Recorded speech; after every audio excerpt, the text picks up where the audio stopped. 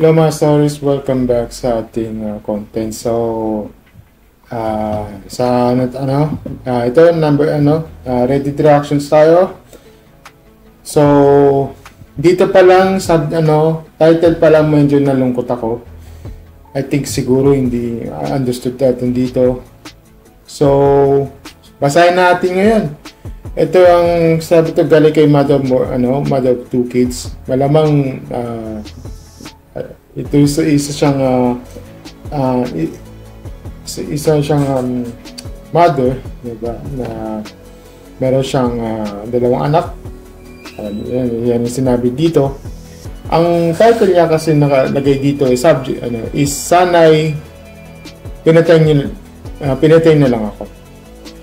So, disclaimer, trigger warning to for watch or read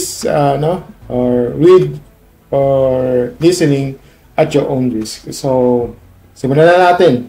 Ito. I carry my heart out while timing this. My husband and I just apart a while ago at binitawan niya today na ang pinakamasakit na salita narinig ko sa buong buhay ko. Wala kang kwentang nanay. Ang saya-saya naming family kanina. After dinner, manood ng Netflix. Kids are playing. Tapos siya, building Gundam. Wala naman problema yan. Since weekend naman siya ngayon. Ako naman, I'm busy sa CP, sa cellphone ko, looking for recipes na pwedeng lulutuin bukas. So my daughter is diagnosed with mild autism. Kanina, naglalaro sila ng kapatid niya. And yung kapatid niyang 1-year-old, inimit niya yung kamay sa hardcover book. Siyempre, masakit na yung pamaisan kasi malit pa lang. Yung umiyak yung baby boy ko, nagalit si husband and lumapit sa anak kong babae at inipit niya yung kamay sa libro. Ang katwiran niya, gusto niya maramdaman ang anak kong babae nung ginawa niya sa kapatid niya. Nagalit ako kasi napag-usapan na naming dalawa na huwag niyang sasaktan ng anak ko kasi mabigat ang kamay niya. Laging nakakapasa or nakakalamat yung palo or kurot niya sa anak ko. Just like yesterday, pinalo niya sa kamay niyang anak ko and nagpantal pa lang pula at nakakainis pa doon pagsisisihan niya pagtapos pala. Pero gagawin niya ulit. Sabi ko sa kanya, ako na lang papalo sa anak namin kung kinakailangan. Pero di pa rin niya makontrol temper niya. Gusto ko naman yung gusto niyang pasidisiplina. Kaso my daughter is autistic. And 3 years old pa lang, kaya I keep on telling him na kung pwede, wag sasaktan.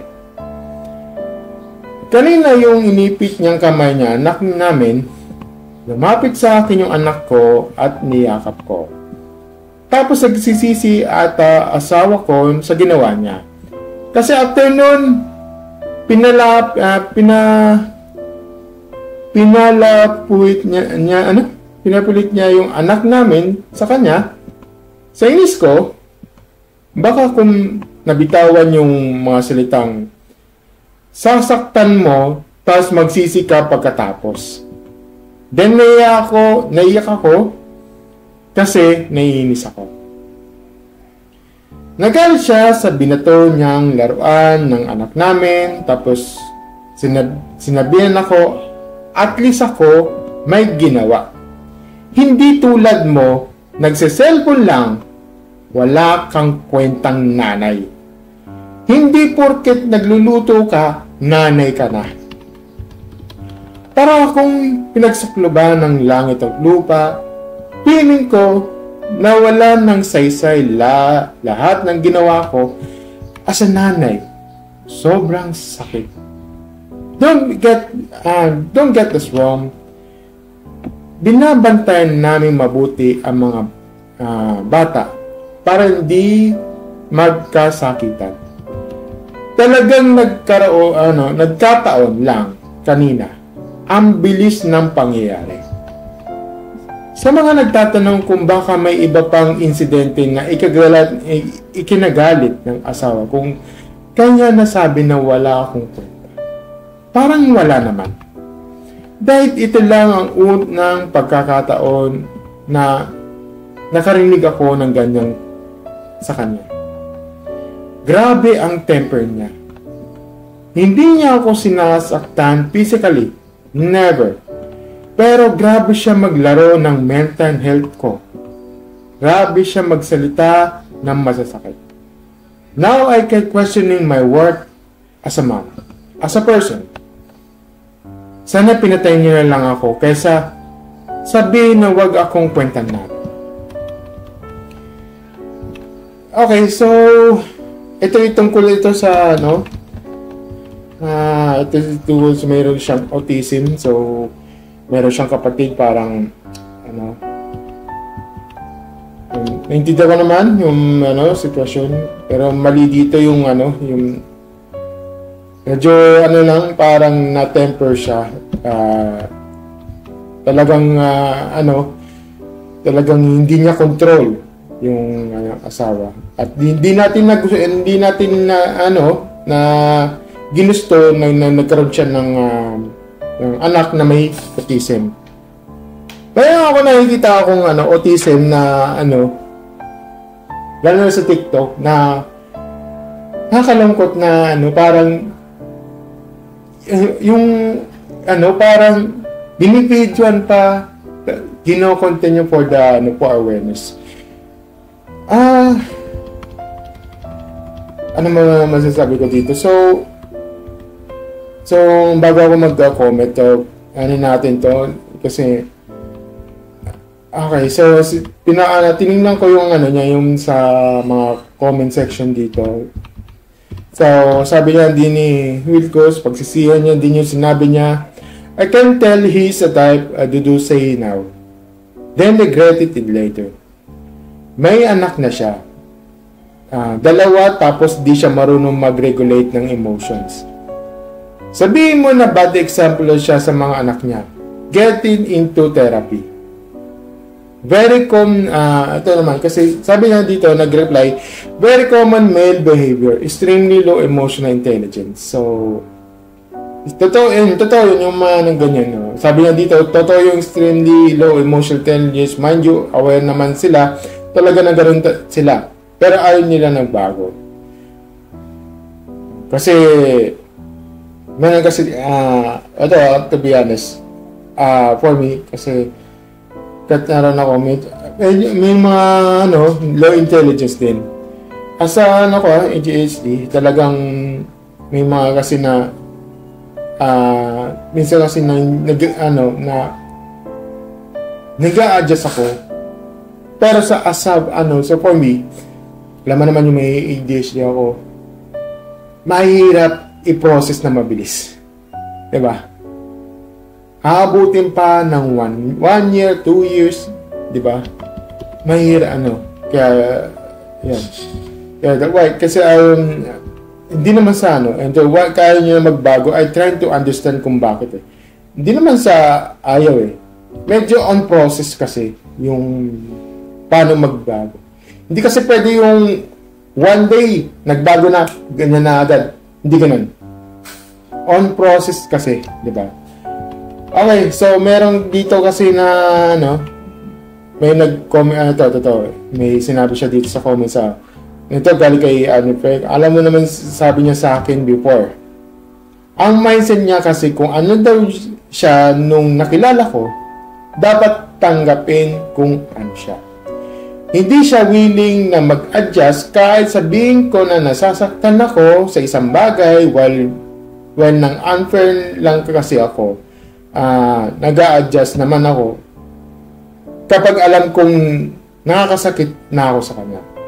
Sa sobrang pagod ko na ma-explain na kung paano niya ako dapat mahalin, hinahayaan ko na lang. Ayaw niya magbago kasi di niya gusto magbago for you. Yun lang siguro yun. Yun ang sabi dito. So, ito naman, sabi niya ito, sadly fixed mindset for Jesus growth mindset. Sana ganito na mag-isip yung mga ibang tao. Yung ganito kasi ako, parang nagiging excuse to do things poorly. Yun medyo, yung mga behavior, medyo, minsan ayaw yung bago. Dapat ganito yung dapat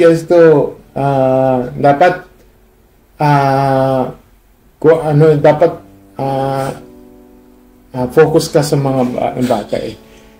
Teka lang, kung focus lang pag-usapan, ako. Pero, di ba? Hindi ko lang. Ito sabi niya, ito yung nagsabi dito is, galing kayo nung agree he has anger issues, he has to work on regulating his emotions kasi what he displays his kids will mirror. Sabi na very papa ko ang atake dito, OP. Set your boundaries or nasana yan si kuya na i-treat kang ganyan. Ganyan din nanay ko eh. Doing 28 this year and it gets worse. Pero natatakot yan sila kapag nagsasalita na ako. Hirap maging eldest daughter. Sa ganitong setup, gusto ko payapa, may mga men talaga na mga 0-0. Okay na sana eh, pero bakit parang dina-downgrade mo yung Pero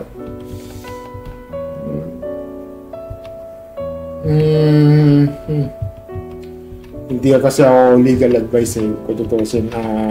To be honest, yung open forum dito, I'm not parang hindi ako masyado yung great advice, pero sige. Sabi niya ito galing kay PH, agree dito, bigyan naman ng household course, pati yung mga alaga sa bata, pero alam niya yung hirap na may angat ka lang saglit. Pwedeng may mangyari na, at least yung may sarili kang income OP. Hindi ang kasi dito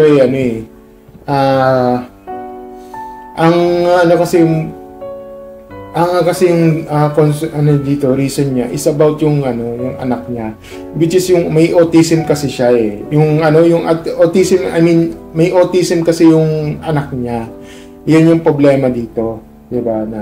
Yun nga lang medyo yung husband niya parang tinaguan yung parang sarili niya. Sabi daw yung ang pinapokus niya yung sa Gundam. Ewan ko, medyo wala siya sa ewan ko ba medyo kasi siya parang focusing sa hindi sa anak eh. Pero ito sabi niya dito, sobrang sabi niya dito, Central Perk Dreams, sobrang childish, he's obviously protecting. He wants to see you crumble from your weight of these words. Kasi he wants you that power to make up what he lacks. Zero impulse control, low EQ. Imagine kung naghahanap ng resume for all of them versus siya yung nagagandam. Yun yung point ko, di ba? Bakit siya nagagandam? Tapos ikaw sasabihin ng ganon, just go where he got the audacity. I understand sobrang masakit yan, but you should also know there is no truth of these words. Please try to remember that na hindi ka naging o magiging walang kwentang nanay. Okay, ang dami upvotes. Agree ako dito. Oo nga naman. Buti nga yun. Buti nga ikaw pero ganda. Nagaganda. Okay, so nandito tayo sa Gundam Porta Collections. Para collections, Hindi ko alam kung ano bang gawain niya dito o talagang habit niya yung maggagandam na may pamilya na nga di ba? Hindi ko alam. Kasi siguro hindi ko pwede siyang husgaran si tatay dito. Sabi niya naggagandam. So paano maggagandam? Habit niya 'yon or meron siyang parang kasama, hindi ko alam kung kasi yung medyo parang collections niya para for minsan kasi medyo may side profits yata. Hindi ko alam kung ano bang dito kasi one-sided kasi dito yung story. Sorry pero may one-sided dito. Di ko alam yung storya yung kay tatay dito. So, yun. At saka yung sinabi mo dito sa yung sinaktan, very very wrong yun. Very very wrong. Mali din dito yung yung pinagsabihan ka ng walang kwentang nanay. Very very wrong at very very ekis yun sa okay. Yun yung parang siguro hindi niya na-control yung emotions niya. Yan. Grabe naman ang asama mo. At least, ito, sabi niya ni Style Lele Jenny. So, grabe naman ang asawa mo. At least siya daw may ginawang mang-ipit din. Okay ba siya? And also, kung hindi ka magluluto, hindi ka siya magreklamo, sabihing nanay ka pa ba, is not you, is siya na alam. Alam mo, sarili mo maayos sa pagiging nanay is other way around. Dapat huwag mong gawin yan. Medyo kasi ditong bad na parang na-lose yung temper yung kanyang asawa. Yun. May ginawa, pinatulan yung bata. Hindi mo kasi may autism kasi yan siguro hindi siya handa tungkol yung sa anak niya may autism. Hindi biro kasi yung autism dito, yung anak niya na kasi yun nga may napanood kasi akong video talagang super protective niya kasi kung hindi tapos napabayaan tapos ano pang mangyari yung anak niya, pwede ikapahamak yun, pwedeng di ba na kapahamak tapos ikaw ang dahilan kung bakit hindi mo inalagaan na maayos. Yan, ito naman ginanyan ako. Ito sabi ni Forward Medicine. So ito sabi yan, nung ginanyan ako ng asawa ko na nag-impake daw ako ng gamit ko, nilayasan ko siya.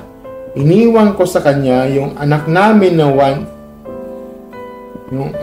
one pa lang nun. Nagulat siya, naimpakit ako, nagad-agad na nag-react ng, hindi kaya, nung ginanyan ako ng asawa ko, nag-impakit agad ako ng gamit ko, nilayasan ko siya, iniwan ko sa kanya yung anak namin na 1 year old. Bakit mo iniwan? One year pa lang nun, nagulat siya, nag-impact ako at hindi nakareact yung hubby ko. Dapat pag ganyan asama, tinatabla agad para malaman niya na hindi kanya kaya. Huwag kang papatalo sa ganyang kalakaran na lalaki. So, dapat matigas ka din, hindi uso paiyak-iyak pag ganyang ugali ng asawa mo. Pakita mo na hindi kanya basta-basta daanin sa verbal abuse ng matauhan niya. Try mo iwanan sa kanya yung dalawang bata pag inulit ka pa na sabihan na ng ganyan, tingnan na ko lang kung saan ang tapang niya. Nainis ako sa mga asawang ganyan. So, yun, ang dami 67 na upload. So, agree. Iningatan siya ng magulang niya, inaruga, tapos papayag siyang lalaki abusive na tell this, may anger issue ka. Yun. So, okay, so yun lang na okay, so yung iba may Okay? So, ang daming na advice. So, yun. Final thoughts ko dito is sana pag-usapan ninyo. Naiintindihan ko naman yun nasa up to you kung it's up to you kung paano mo i-handle. Well, ito naman yung just want to remind you na hindi solusyon yung pagiging parang hindi solusyon yung pagiging broken family dito. I'm not promoting dito yung broken family. Kasi naintindihan ko naman na kasi hindi naman tayo hayop, tao pa rin tayo at may kanya tayong perspective sa buhay. Kahit mag-asawa pa lang tayo, nandun na tayo sa perspective ng tao. Kailangan may tayo, responsibilidad, lalong na sa mga anak natin. So, yun nga, hindi natin masisisi kung ano yung baraha natin, nilatag natin yung baraha na may, alam mo naman, may autism, hindi natin ginusto natin ganun. But you have to responsibilities sa ating mga anak natin kasi binunga natin siya diba? Yun. Tayong naging bunga, tayo nagbigay sa kanya ng buhay. So, kung may autism, you have two responsibilities of that. So, yun. Kung talagang talagang matigas talaga yung asawa mo at medyo wala siyang puso, ganyan siya you have to alam mo na kung yun nga, you have to alam mo yung sinabi sa comment section, yun thank you thank you sa itong ito sa letter sender sa galing to sa of my chest, nilagay sa for you page ko at gusto ko i-content to para alam mo paano kasi pwede awareness. Ito ay thank you sa sharing your stories and sana matutunan ko sa yun lang at saka abangan nyo yung aking merch sa Magic Force merch ito. So far yung suit ko dito akin to. Gagawa kasi ako yung para sa commercial. So abang-abang na lang kayo sa Facebook page ko. At hintayin na lang natin yung na nilalabas kasi yung yung meron kasing magkakaroon kasi daw ng YouTube shops sa So doon na lang ako maglalagay sa ko. So karamihan sa mga YouTube viewers meron na already na sa meron na already sa US yung meron YouTube shop. Magkakaroon na din dito yung YouTube shop powered by Shopee. So yun, abang-abangan na lang So abangan nyo na lang sa Facebook page ko yung announcement kung paano mag-order ng paano mag-order ng ganitong merch ko. So basta i-like like nyo na lang yung Facebook page ko at i-like mo na rin subscribe na rin kayo dito sa YouTube channel ko. Thank you and see you on the next video. Bye. Bye.